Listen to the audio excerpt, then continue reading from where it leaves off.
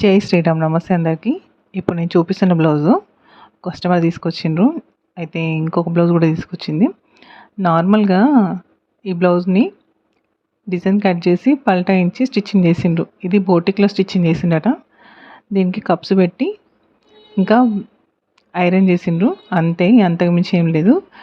బోటిక్లో stitching చేసిన blouse అంట ఇది.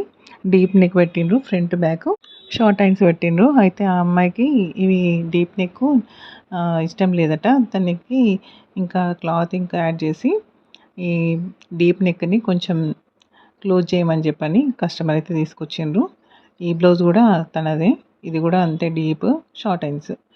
దీన్ని మళ్ళీ నెక్ క్లోజ్ చేసి స్టిచ్చింగ్ అయితే చేయమన్నది. ఇది ఎలా స్టిచ్చింగ్ చేసిందో నేను నెక్స్ట్ వీడియోలో చూపిస్తాను. బోటిక్లో స్టిచ్చింగ్ చేసిన బ్లౌజ్కి క్యాన్వాస్ అయితే కంపల్సరీ వేస్తారు స్టిఫ్. ఇలాంటి మోడల్స్కి అయితే అది వేయకుండానే నార్మల్గా స్టిచ్చింగ్ చేసిండ్రు. ఇంకా బోటిక్ అని అంటారు కదా, అలాంటి వాళ్ళ కోసం అని చెప్తున్నా.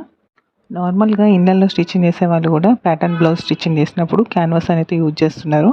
అలాంటిది బోటిక్లో స్టిచ్చింగ్ చేసిన బ్లౌజ్ ఇగో ఇలా ఉంది. బోటిక్లో స్టిచ్చింగ్ చేసే వాళ్ళైతే లైక్ చేయండి, షేర్ చేయండి. మన ఛానల్ని సబ్స్క్రైబ్ చేయడం మర్చిపోకండి. నేను అనుకుంటున్నా.